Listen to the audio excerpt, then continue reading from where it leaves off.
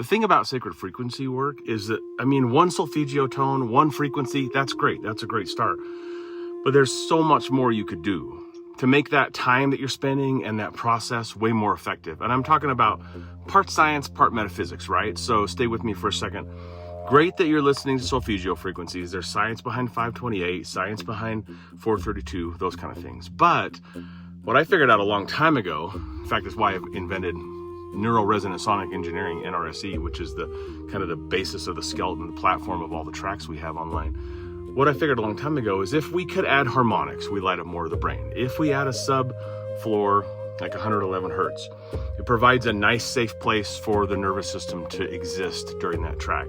If we tune the entire track to the frequency we're trying to deliver, like for instance, 528 hertz isn't actually a note on our normal tuned A440 piano scale. It's between C and C sharp, C5 and C sharp 5, right? So like what we do is we tune the whole instrument stack to exactly 528 hertz.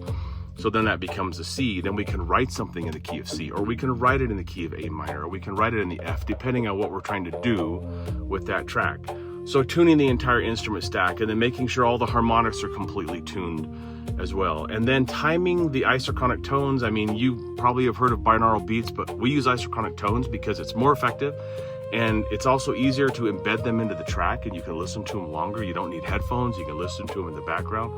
Those are all the things that we do as part of NRSE, including the panning. Like sometimes we'll move things to the left ear because it affects the right hemisphere of the brain more, or the right ear because it affects the logic, and the left, flow and focus hemisphere of the brain. So those are some of the things you can do: the key, the theory, the resolution, the tempo, the isochronic tones, the carrier tone, the high harmonics, the low subfloors, the track tuning, the different solfeggio frequencies depending on what we're trying to do. There's 4, 5, 6 more variables in addition to that we use as part of NRSE, and that's what I think is the difference maker. If you read through all the comments on here, you find a ton of people who are using the tracks, using the product consistently. Let them tell you what their experience is rather than me.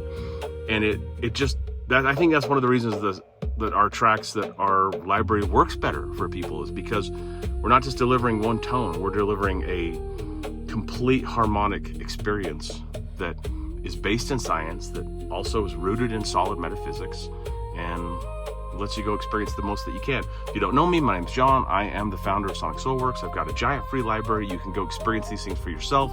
By free, I mean free. There's no credit card, there's no trial, there's no nonsense. Just go get it. And then if you like it and it works for your body, listen to your body never lies. If you like it, then we have some ways for you to go deeper.